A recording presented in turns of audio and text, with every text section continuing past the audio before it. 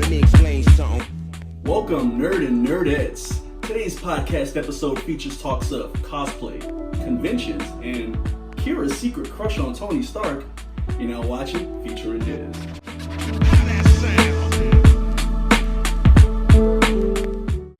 Welcome, ladies and gentlemen, to today's podcast episode of FeaturingDez. I'm your host, Dez, and today, as you can see, I'm joined by a very, very special guest. Would you like to introduce yourself? Hi, I'm KiKi Furia. And tell the folks at home a little bit about yourself. Oh, I am a cosplayer, gamer, just kind of your geeky BFF, nerdy girl next door type of person. I'm originally from California. I've lived in Utah for about 5 years. Okay.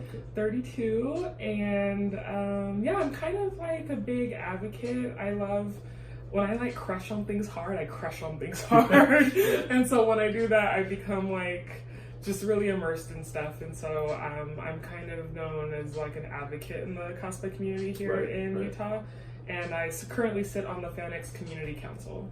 And that's actually pretty cool, and that's something I wanted to talk to you about. The first time I met you was actually at Anime Bonsai 2018, and you just had this presence about you, and I started following you on social media. I was like, I gotta do a podcast with you, gotta do some kind of project with you, and you actually helped me out with a project I was currently doing, which was the Anime Bonsai music video. I kind of just wanted to highlight cosplayers in the community. Yeah, that was so fun. Yeah.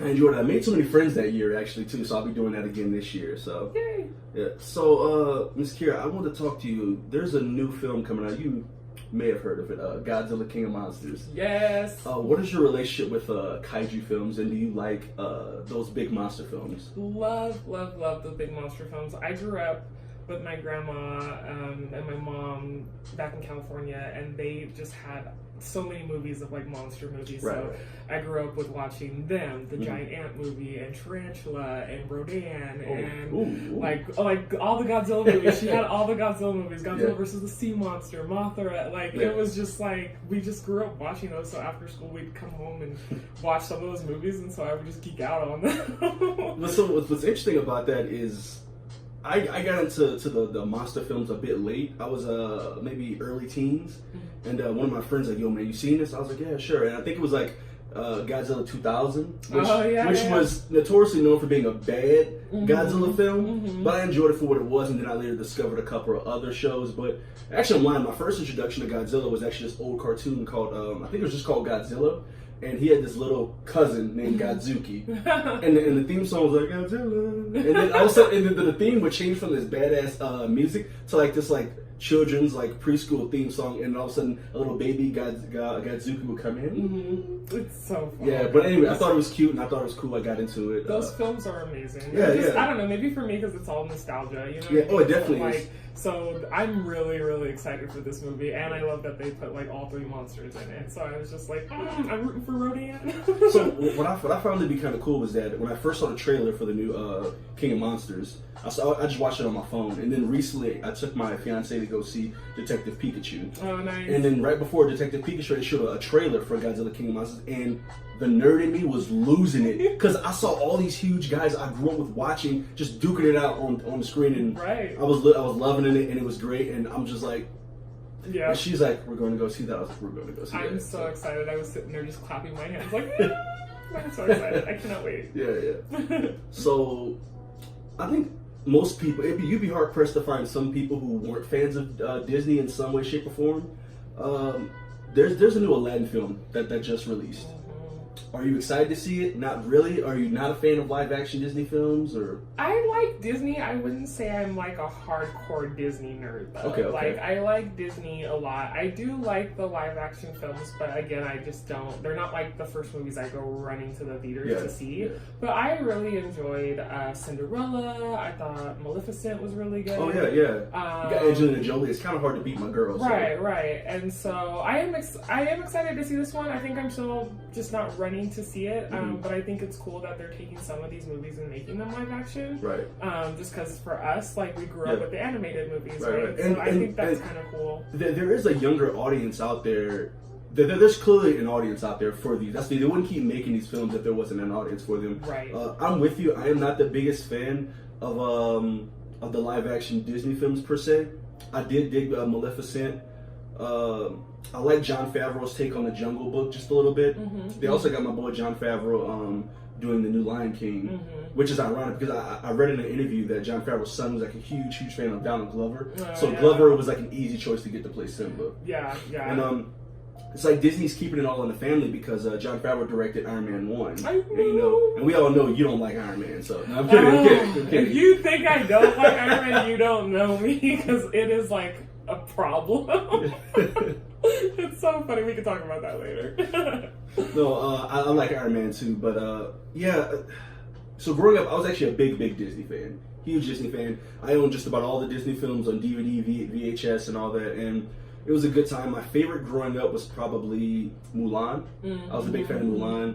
I mean, you got her being a badass. You got her sidekick Mushu being hilarious as all hell. So right.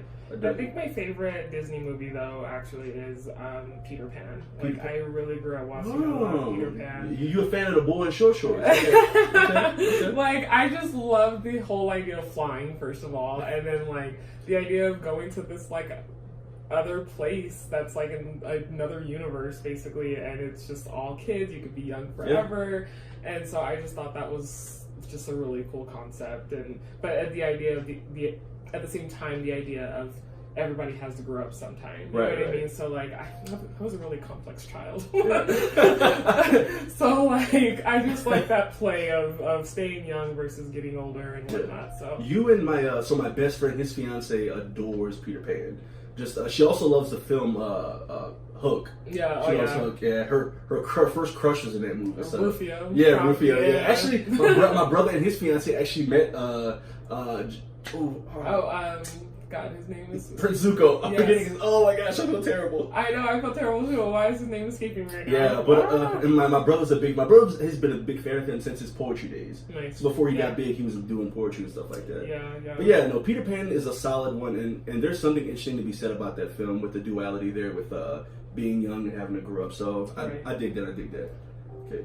And so one thing I wanted to bring up with you is that you're big into cosplay, so I've seen some great shots of you. I've seen you at cons, but have you had any good or bad experiences since you've been doing this? And you've been doing this for how long again? 5.5, almost 6 years. Okay. Yeah. I've had mostly good experiences. I really count myself lucky because I've been on social media. I interact with many other cosplayers, and I'm a part of a lot of different groups on social media. Right. And I see so many horrible stories, and so I really, first of all, do count myself lucky that I haven't really experienced too much. Right. But I did have one bad experience. I've talked about this before on some other podcast where I was cosplayed as Yang from the show Ruby, and I did Ruby or Yang from.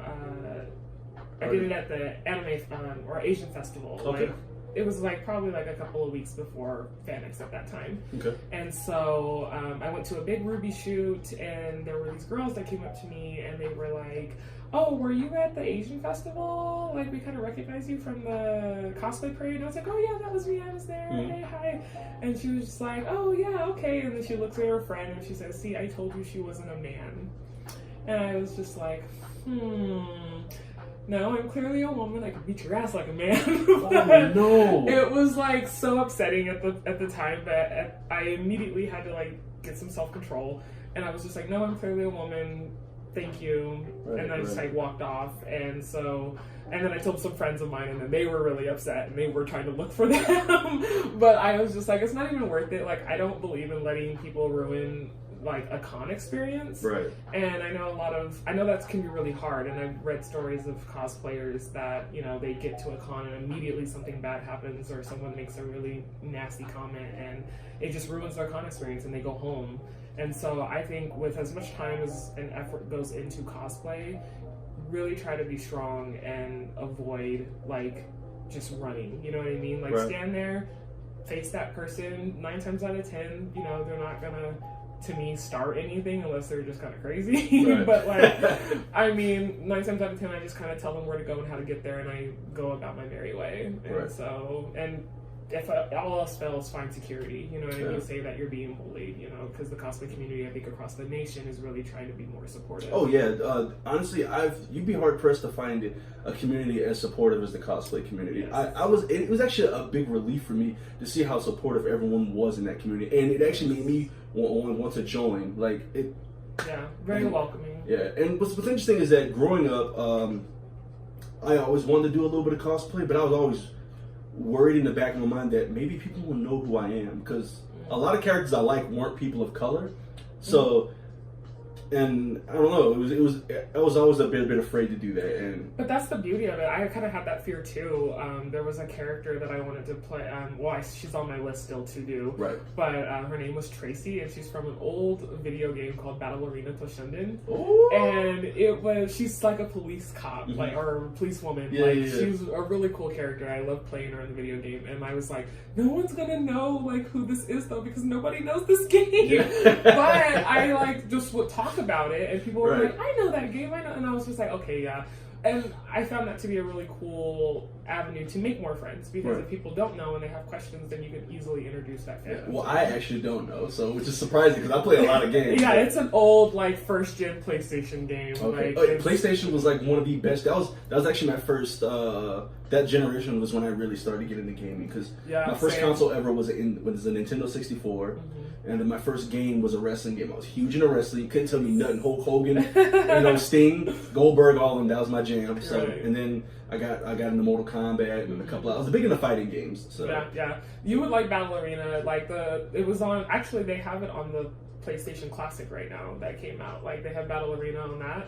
And then Tracy, that character is on too. Okay. Like because there's like 3 of them, I think. Right.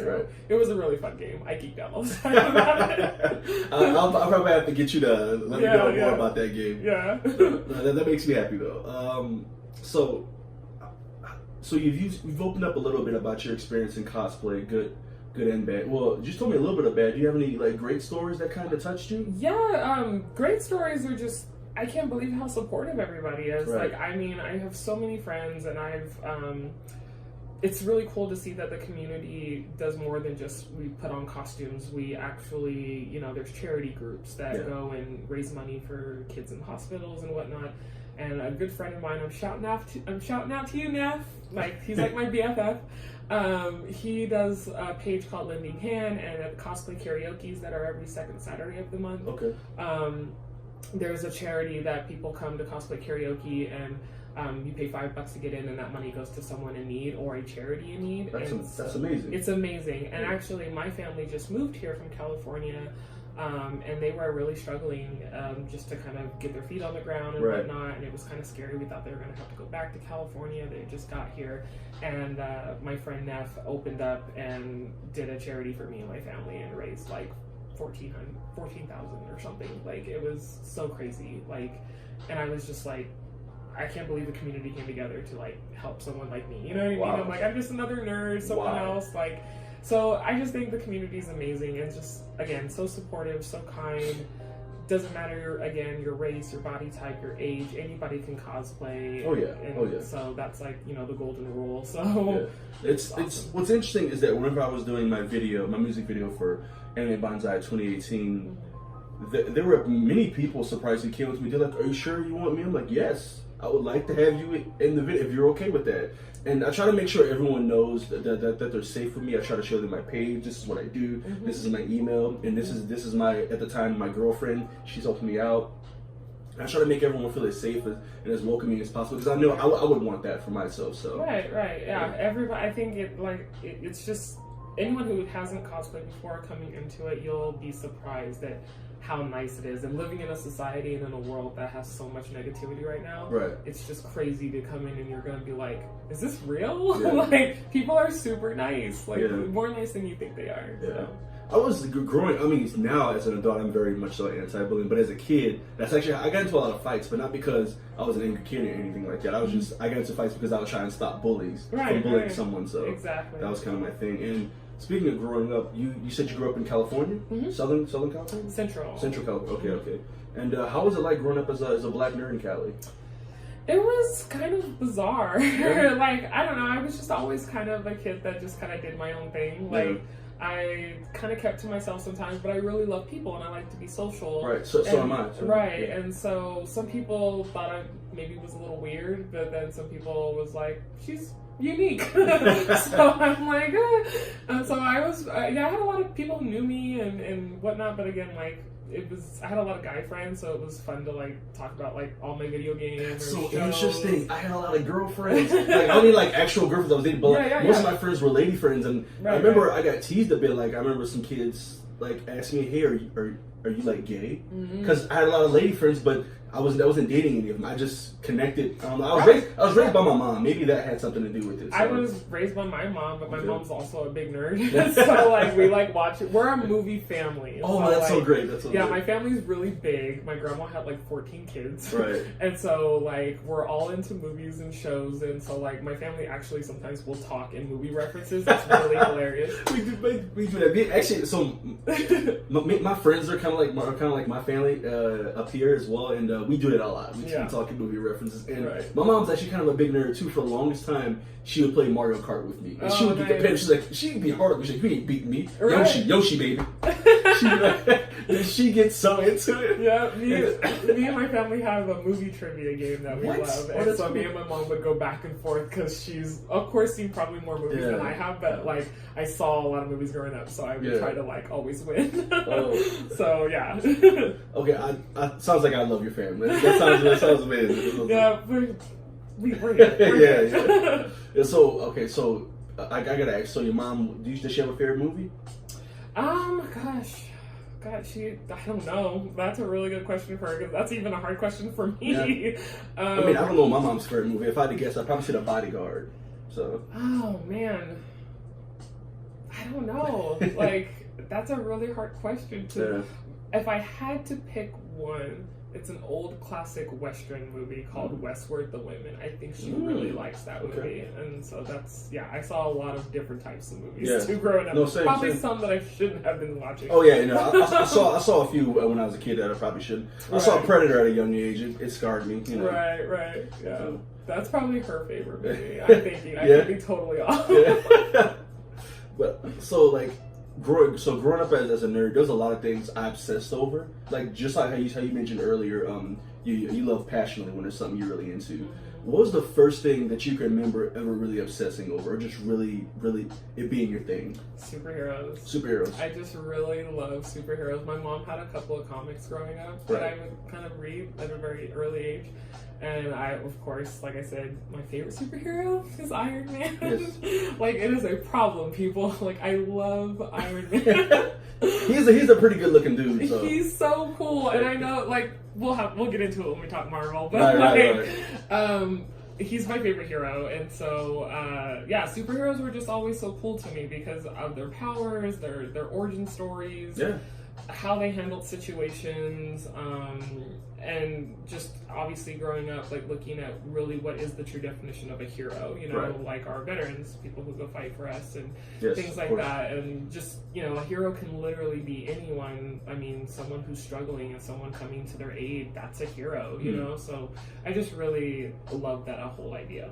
Yeah. So that's kind of an obsession. No, it's not, and there's nothing wrong with having an obsession with heroes, because that was actually my first obsession.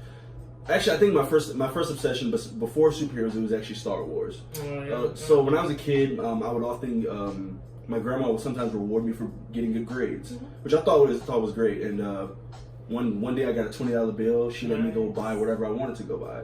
Me and my brother got together. We saw this film on VHS called Star Wars, and we picked it up. We picked up Star Wars: A New Hope, and we watched it. Loved it. We went to Walmart the next day, or the next week rather, and found out that there's 2 more of these bad boys. We're like, what? And so we picked up Return of the Jedi. That's my favorite one. We didn't know that Return of the Jedi was the third and not the second film. So we stopped. We didn't watch Return of the Jedi. Then we got Empire Strikes Back, watched that one, then Return of the Jedi. And that was our obsession. And then in about 1999 or 2000, the prequel came out. We were begging our grandma to take us. We gotta go. So that was our first obsession. But after that, I got really into the '90s X-Men cartoon, and I did something about those characters and their struggle, and There's a bunch of racial allegories in that show too. Yeah. There's some parallels you can draw between Dr. Martin Luther King and Malcolm X, between Magneto and Professor Xavier. And so that was my thing. I loved X-Men. I gotta find this old picture of me in some old Cyclops pajamas. Well, I was rocking it. I was killing it. I was like, they couldn't give me. Anytime I put the pajamas on, it's like it gave me more energy. Right. As a matter of fact, I'm actually afraid that they have kids because I know they're gonna be full of energy. So, yeah. No, the 90s cartoon X-Men is amazing. Me and my mom bonded really a lot, like over that cartoon every Saturday morning.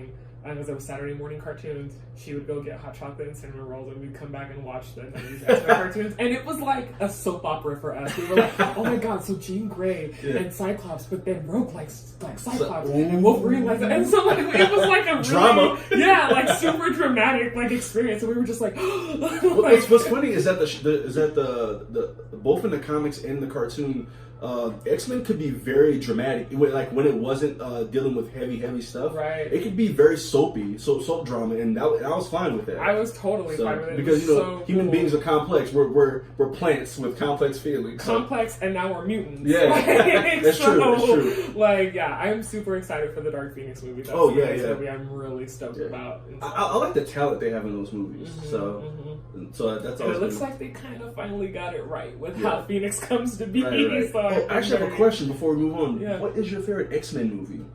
Actually, I think I like Days of Futures Past because I really got excited because Bishop is one of my other favorite characters. My brother loves Cable and Bishop, all the futuristic guys. Yeah, so. I have a cosplay of Bishop, a gender bent Bishop, and so it's I think I've seen that one actually. Yeah. Yeah, it was when I found out that Bishop wasn't going to be in Days of Future Past, I was really stoked about it. Yeah. So I'm a big fan of Rogue's cartoon counterpart, but in the movies, I think my favorite character in the movies might have to be, I don't know, I kind of like them all just about equal, but I'm going to go with movie. My favorite, it might have to be First Class, or I like Days of Future Past quite a bit though too. X2 was good too. Yeah, X2 was solid. It introduced my friend's favorite X-Men, which is Colossus. Yeah. So, my buddy Greg, I'm probably going to go with First Class. Also like Logan though too. Logan's very good. Yeah. Yes, Logan was really, really good. Made me cry.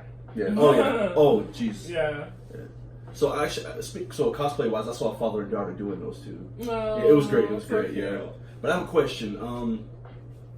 Fictional characters could be from a video game, could be from a book, could be from a movie, a TV show, or whatever. But are there any Is there any character or characters that you identify with? It's such a hard question. I know. Just because I cosplay characters that I feel like have some sort of relatability to me. Right, yeah. You know? So there's so many. You can list them off if you want. Oh, I know. Okay. I know. I have a few. I can go if you want. Okay, so. Okay, yeah, no, you go.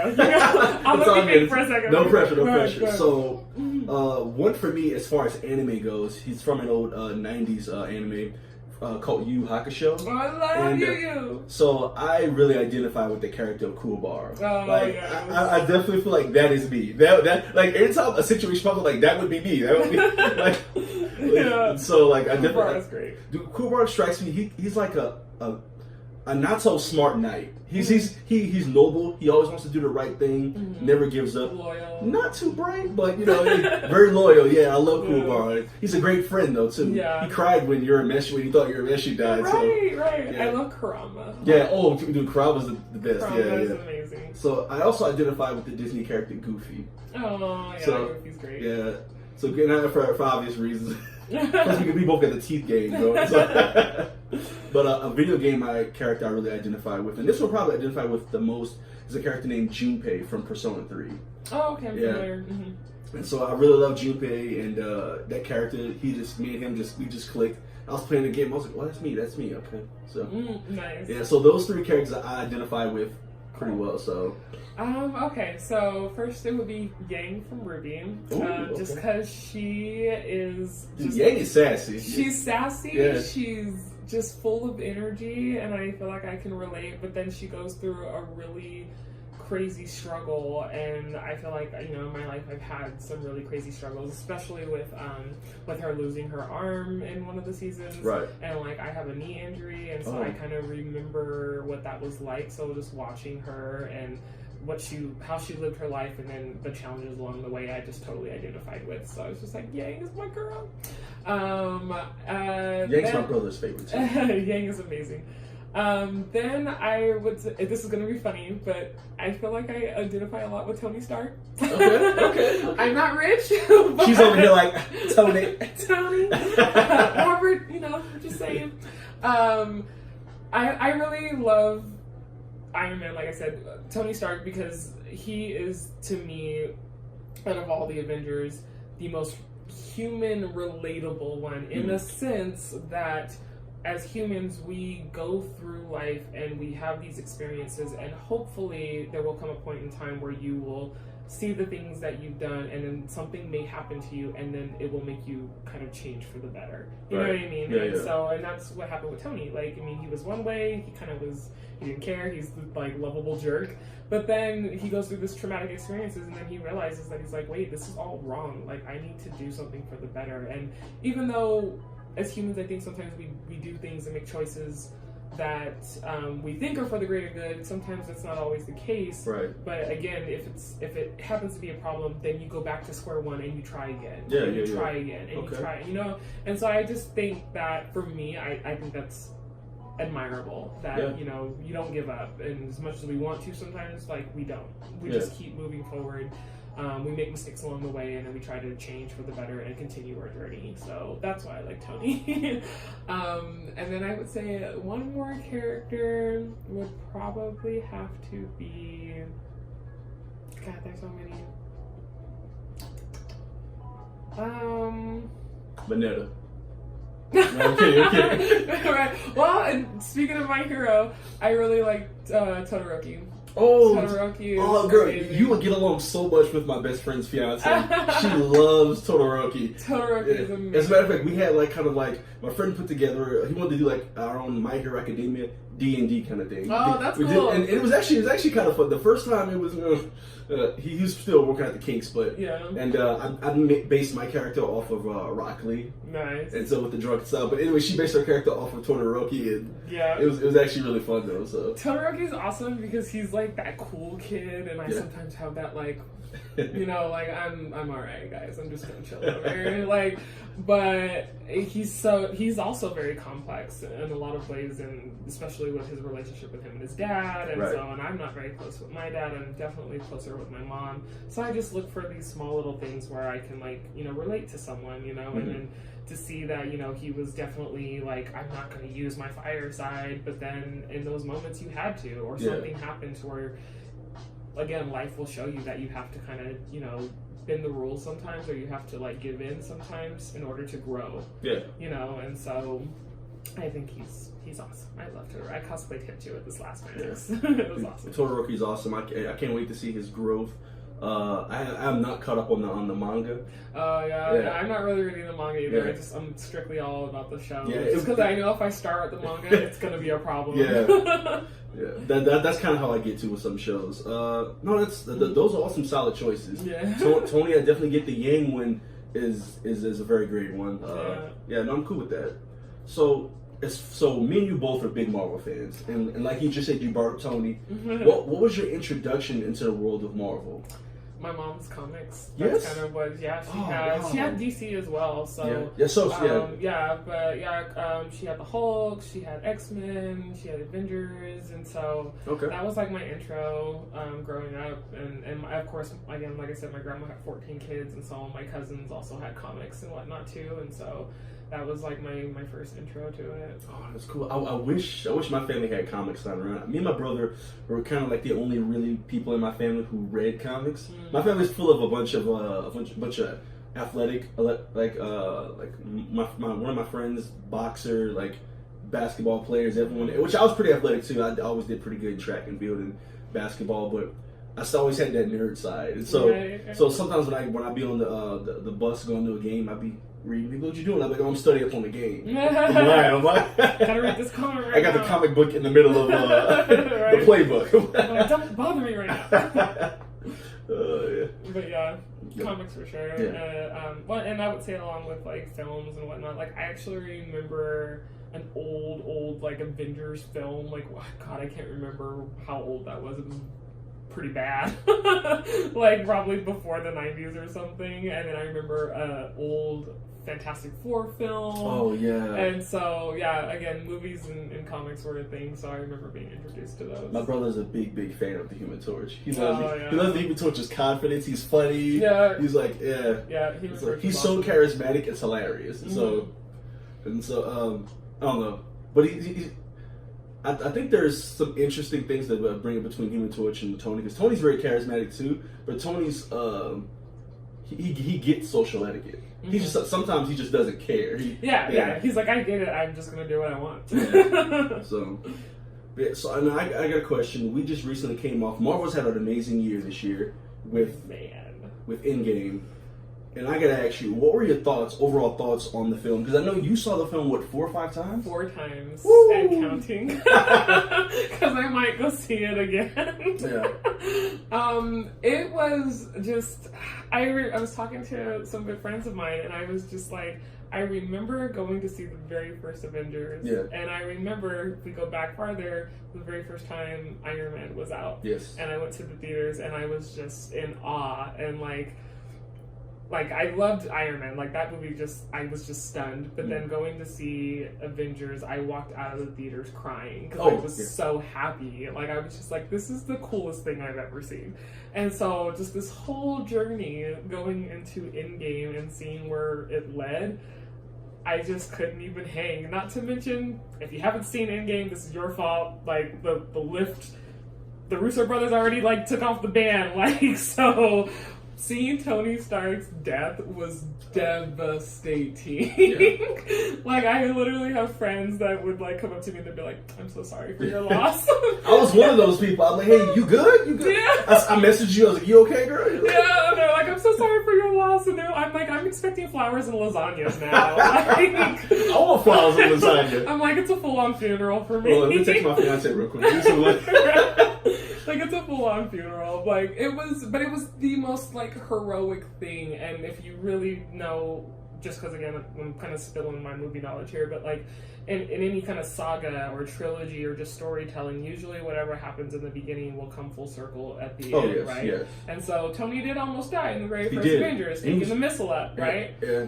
Yeah, and so coming this full circle and just his whole journey from his movie on, like his arc just explains that it would be him to you know put his life on the line for everybody, you know. And so I was just like crying so hard. There were like people coming out of it when I like first saw it and I came out of the theater. Yeah. Like people were looking at me like, is she gonna be okay?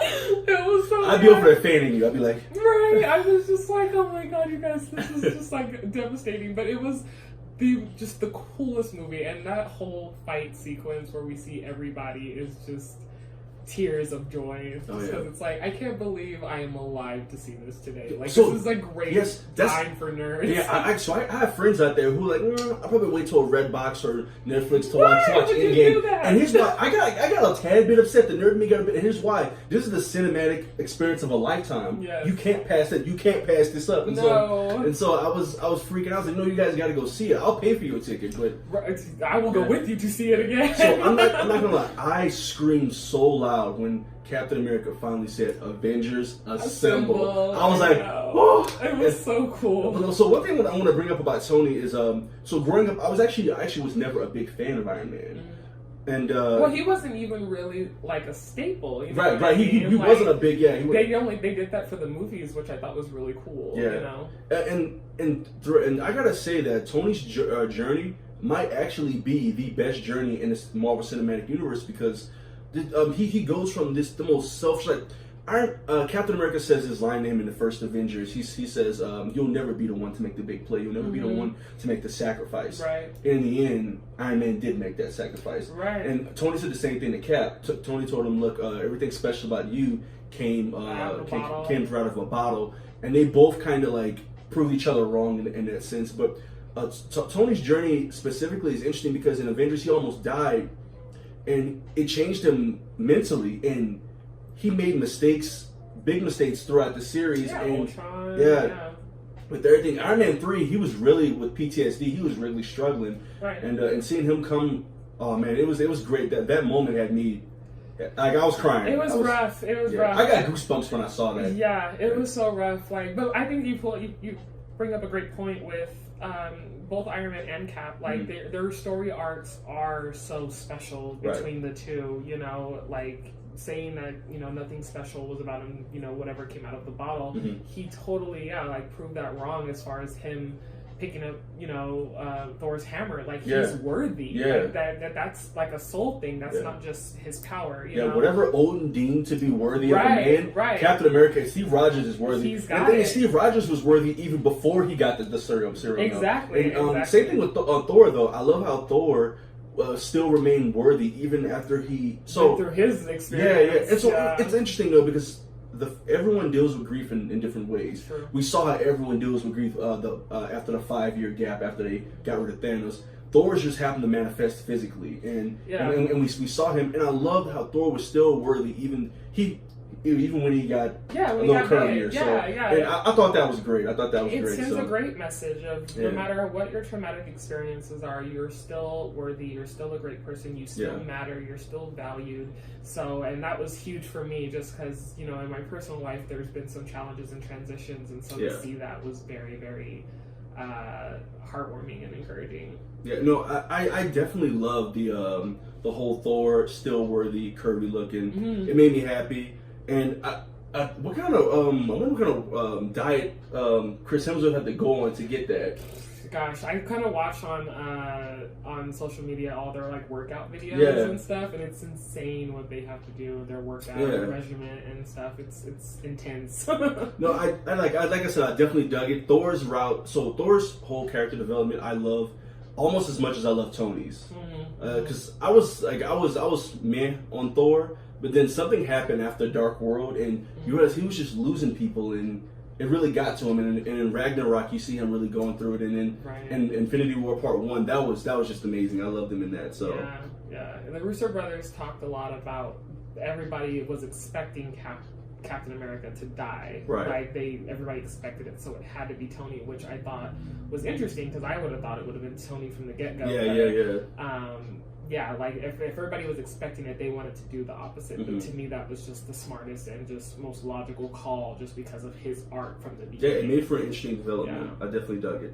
So, fun fact about me: my second favorite Avenger is actually Black Widow. Oh, she's so cool. And so, seeing her make the sacrifice, make the big play. Like, I was actually tearing up. I cried at that part. I was tearing up big time, and it's really sad because she really has no family. Natasha Romanoff's story is one of a tragedy, and she loved her family a lot, which was the Avengers, and she sacrificed herself for them. Right. And she was like the only big figure, lady wise, in the original OG Avengers, and so I'm gonna be sad we don't have her anymore. But we got other great heroes because I love Scarlet Witch. Yeah, like her and Captain Marvel's piece in Endgame was epic. Yeah, like it was so I mean, he had to call down fire just to get rid of Scarlet Witch, and then when he was fighting with Captain Marvel, he literally headbutted her, and she looked at him like he was crazy. Yeah. Like she didn't even flinch. It was so epic, and just that whole A-Force part with all the women was just so badass. Yeah. So good. That movie's amazing. If you have not seen it, go see it. Go see it. Go see it. Yeah, no, like I said, I absolutely adore Black Widow.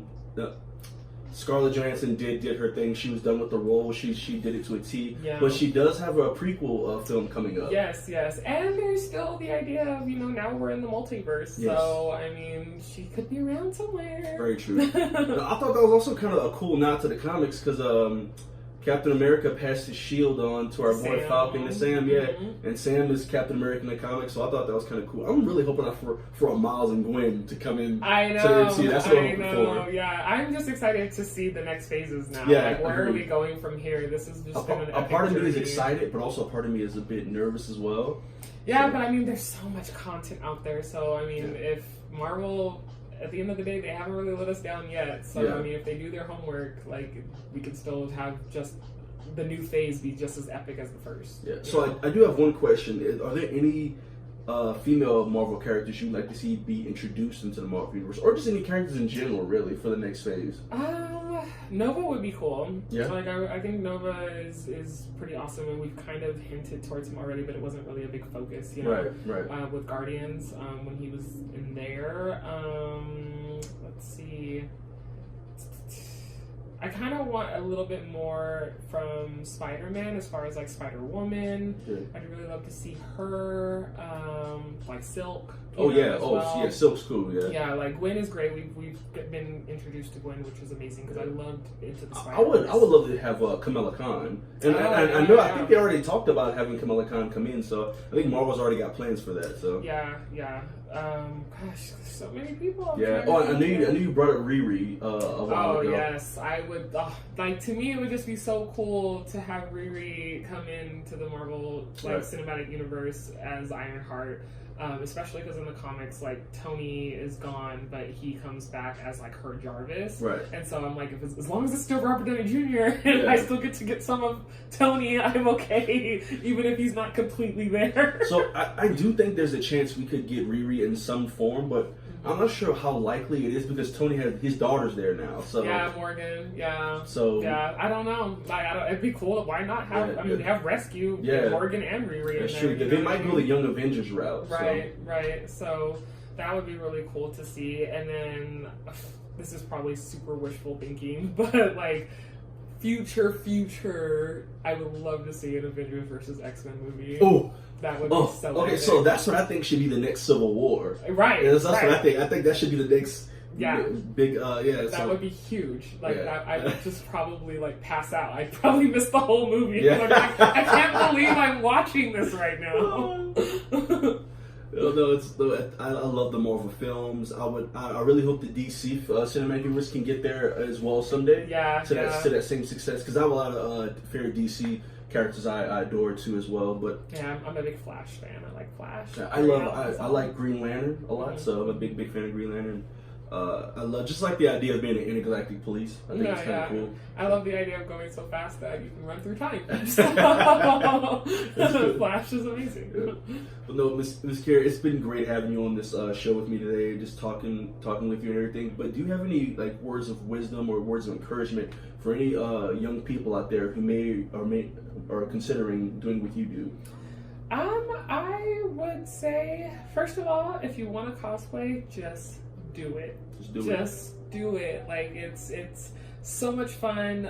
I mean, everybody has a character of some kind, whether it's from comics or a video game or a TV show, a meme. I don't care. Like you identify with something, and that can be brought into cosplay. So if you want to cosplay, just do it. I also then would say with that, to just remember that the community is supportive, but of course, like, we avoid negativity at all costs. And so I've seen some cosplays that have crossed the line of being very, very disrespectful. Yes. And so just be cognizant of that, aka like blackface, for example. Yes. Like, you know, I'm a cosplayer of a person of color who cosplays, and I feel no need to ever lighten my skin for a character. I don't care if who the character is. I mean, like, if it's Gamora, obviously she's green, you know what I mean? Like, we don't have green people walking around. But, like, if it's a white character, I'm going to cosplay a character, but I feel no need to lighten my skin for that, you know? So we're still going to get it. We're still going to appreciate all the work that you do.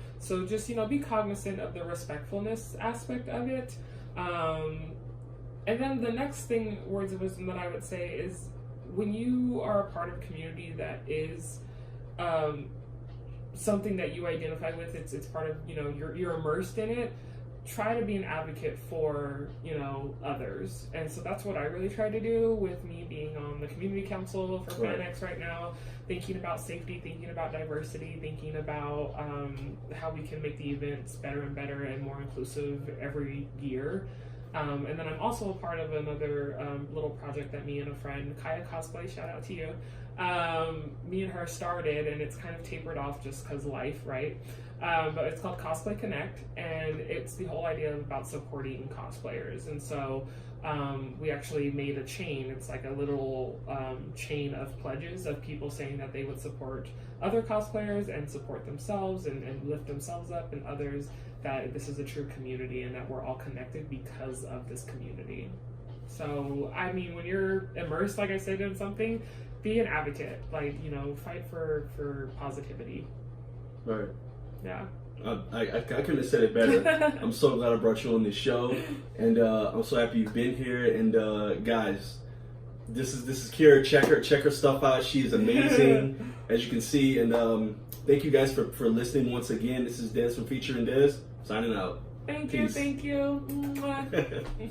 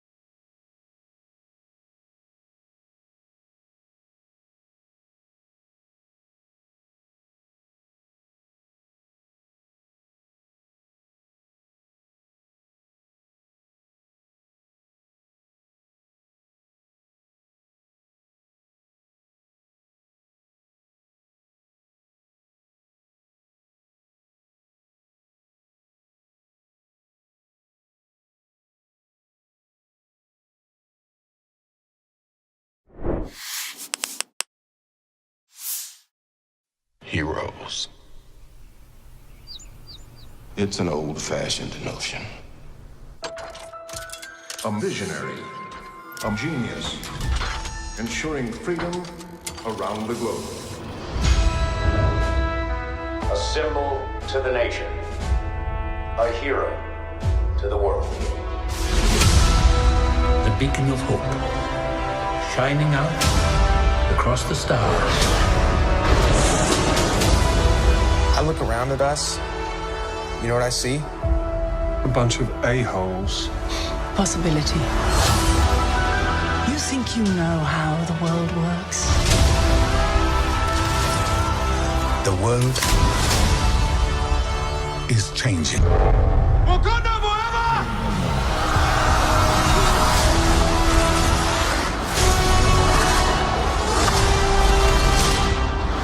Our very strength invites challenge. Challenge incites conflict. Conflict breeds catastrophe. The thing isn't beautiful because it lasts.